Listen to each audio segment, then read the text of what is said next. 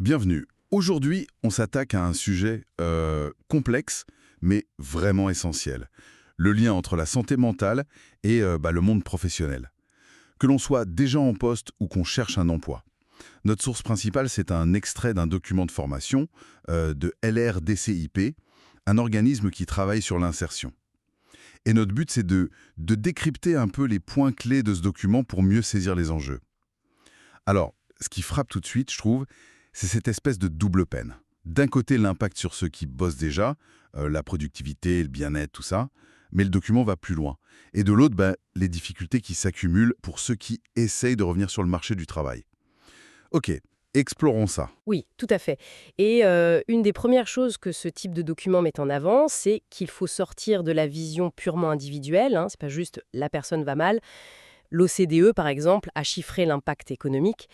Et c'est assez parlant, jusqu'à 4% du PIB des pays développés qui partiraient en fumée à cause des coûts, directs et indirects, liés aux troubles mentaux.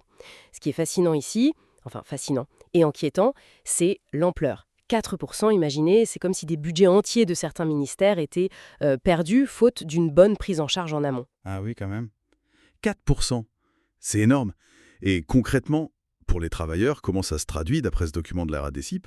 On parle souvent d'anxiété, de dépression, de burn-out, ok, mais les conséquences précises. Alors, le document insiste beaucoup sur l'effet domino. Vous voyez, une baisse de concentration, par exemple, qui n'est pas juste une petite fatigue passagère. Non, ça s'installe. La qualité du travail qui baisse. Et ça peut vraiment attaquer la confiance en soi. Puis, l'épuisement, le vrai, celui qui mène à des arrêts maladie à répétition. Ce n'est pas juste être un peu fatigué, quoi. C'est un processus qui peut isoler la personne, créer des tensions dans l'équipe. Et oui, dans les cas les plus graves, ça peut aller jusqu'à la sortie de l'emploi.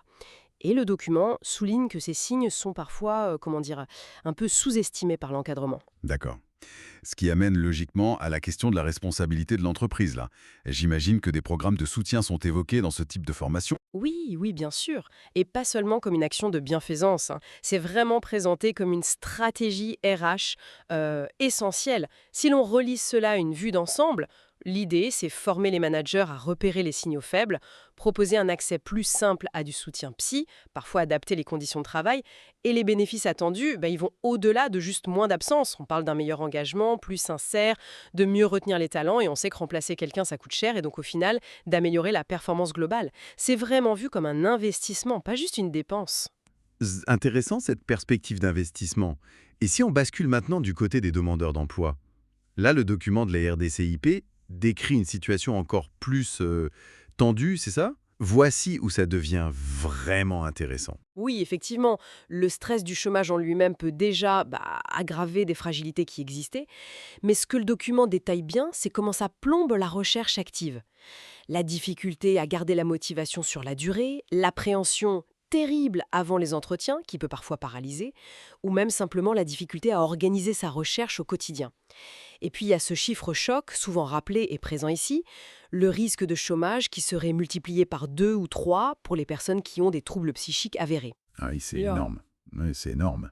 On est en plein dans ce qu'on appelle le cercle vicieux. Alors, le chômage abîme la santé mentale, et cette santé mentale fragilisée rend la recherche d'emploi encore plus compliquée. Exactement, c'est tout à fait ça.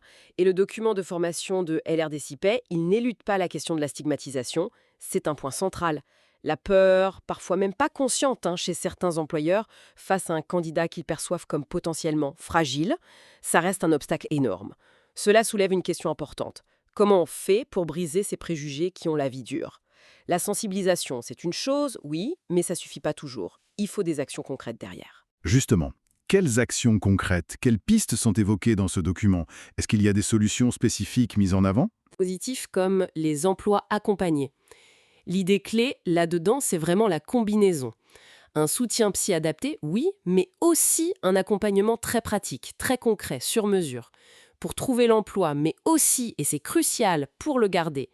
Imaginez un coach qui aide à gérer le stress des débuts ou qui fait le lien avec l'employeur si besoin de façon discrète. Le document cite aussi les initiatives gouvernementales ou associatives qui développent des parcours plus spécifiques, des formations adaptées, du coaching renforcé. D'accord. Donc, si on essaie de résumer l'essentiel de ce que ce document nous apprend, prendre soin de la santé mentale, au travail, comme dans la recherche d'emploi, c'est pas une option, quoi.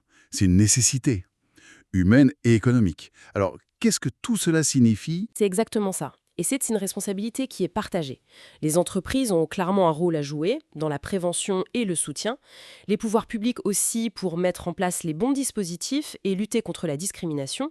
Et puis la société dans son ensemble pour changer le regard sur ces troubles. L'enjeu, il est vraiment double. Le bien-être et la productivité de ceux qui travaillent, et puis l'inclusion de ceux qui sont aujourd'hui tenus à l'écart de l'emploi. C'est un enjeu économique et social majeur. Et pour finir, peut-être une pensée pour aller un peu plus loin en s'inspirant de tout ça. Au-delà des programmes de soutien, qui sont importants, ne me faites pas dire ce que je n'ai pas dit, comment on pourrait imaginer une transformation plus profonde de la culture même du travail? Une culture qui intégrerait dès le départ la prévention de ces risques psychosociaux, le stress chronique, l'épuisement, les tensions dont on a parlé, plutôt que de simplement réagir après coup une fois que les problèmes sont là. C'est une vaste question. Et pour ceux qui voudraient creuser ce sujet, le dossier de la DARES, la Direction des statistiques du ministère du Travail, est une ressource vraiment très riche sur santé mentale et travail.